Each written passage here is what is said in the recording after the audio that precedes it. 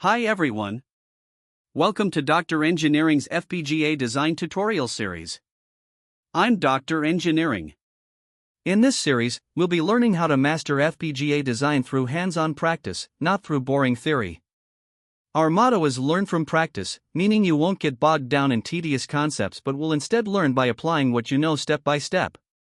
If you find this interesting, make sure to subscribe to my channel so you don't miss any future videos. And if you have any questions, feel free to leave a comment, and I'll try to answer them as soon as possible. Ready to dive in? Let's get started. Today's content is divided into 3 sections. First, we'll explain what an FPGA is and why it's crucial in modern electronics design. Next, we'll compare 2 popular hardware description languages, Verilog and VHDL, to help you understand their strengths and weaknesses. Finally, we'll talk about the software tools you'll use during design, helping you choose the best development environment for your needs. By the end of this intro, you'll have a clear understanding of FPGA and be able to choose the right language and software for your projects. FPGA stands for Field Programmable Gate Array. It's a highly flexible and powerful hardware platform that allows users to reprogram the circuits to meet specific requirements. Unlike traditional integrated circuits, which are fixed once manufactured, an FPGA can be reprogrammed and modified repeatedly to adapt to changing design needs. This makes FPGA popular for rapid prototyping, custom computing, and research applications. We use a programming language called HDL, Hardware Description Language, to describe the logic of the circuits. Inside the FPGA, there are thousands of small components, like AND gates, OR gates, flip-flops, etc. Using HDL, we can combine these components to build complex digital circuits that can perform various tasks, such as signal processing, data encryption, or image processing. The process of designing an FPGA is a lot like building with Lego bricks. You can think of the FPGA as the Lego baseboard that provides various building blocks such as AND gates, OR gates, etc. The hardware description language, HDL, acts like the instruction manual, guiding us on how to assemble these blocks to create the final circuit. This circuit is like the toy you build with Lego, accomplishing the functions you designed. In actual design, we also need an inspector to make sure our design is correct, and that's where the test bench comes in.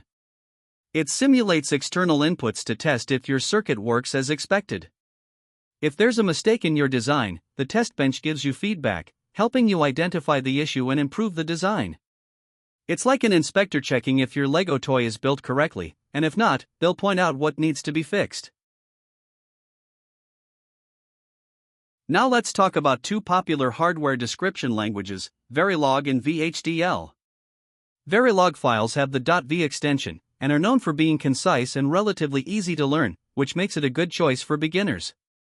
On the other hand, VHDL stands for Very High-Speed Integrated Circuit Hardware Description Language, with files having the .vhd extension. VHDL is more structured, and typically used for complex designs. Its syntax is more formal, and the code tends to be longer, but this level of structure helps reduce errors, especially in large projects.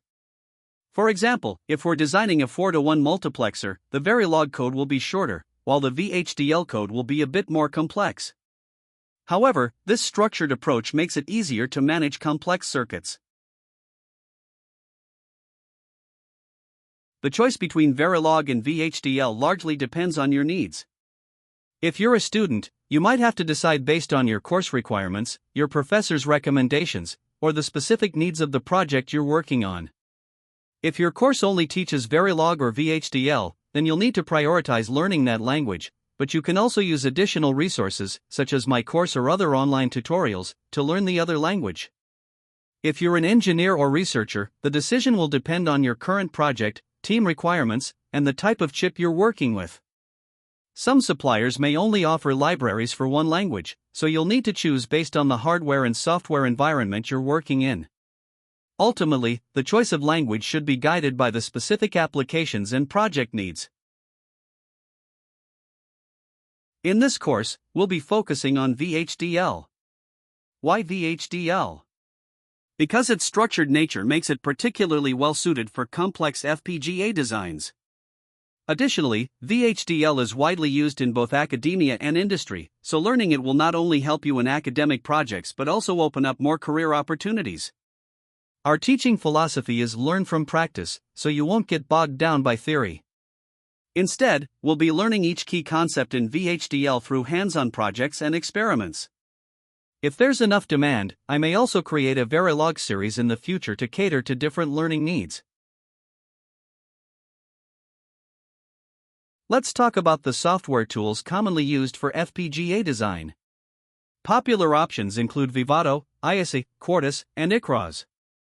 The choice of software usually depends on the type of FPGA you're working with, as different software supports different FPGA families.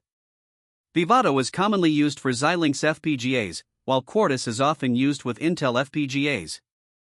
ISE is an older software but still useful for some legacy FPGA models. In this course, we'll be using Vivado. Vivado is Xilinx's integrated development environment, IDE, and it supports not only design but also synthesis, simulation, and testing. It has a powerful toolchain that allows for full-cycle development from design to implementation. I recommend beginners use Vivado because it's comprehensive and user-friendly. In the next section, I'll guide you step by step through downloading and installing Vivado. If you've already installed your preferred FPGA design software or have a specific VHDL development tool, feel free to skip this part and jump straight into the learning sections. But if you haven't chosen a tool yet, I strongly recommend installing Vivado, as that's the software we'll be using throughout this course. Now I will walk you through the steps to download and install Vivado. It's a straightforward process, and we'll take it step by step. First, open Google and search for Vivado. Click on the first link with downloads in the title. Once you're on the page, you'll see the latest version of Vivado available. While there are older versions, we'll use the latest one for this demonstration. On the Vivado download page, you'll see options for Windows and Linux operating systems.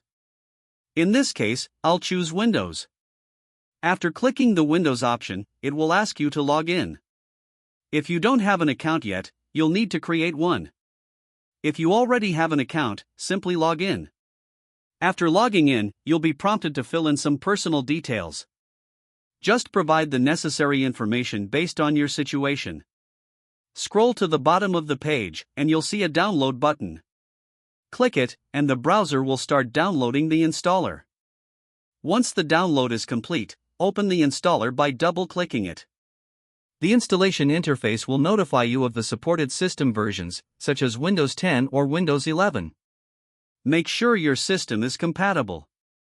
If not, you might need to download an earlier version. The interface will also have some red warning messages. Be sure to read them carefully. Once everything looks good, click Next. The installer will prompt you to log in again using your AMD account. Use the account you registered earlier or log in with your existing one, then proceed to the next step. Here, choose to install Vivado. If you need additional tools or components, you can opt to install them as well. Then, click Next.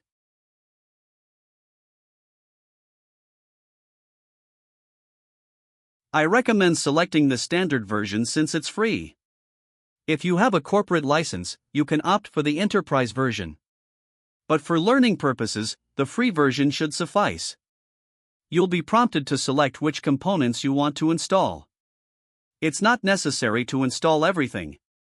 For example, I personally only keep the 7 series support package and deselect the others to save space.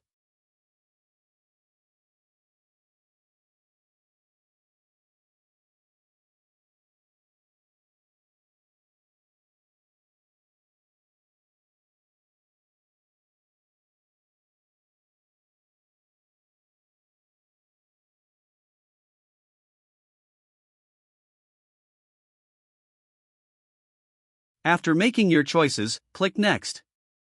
As for the terms and conditions, simply select Agree and click Next.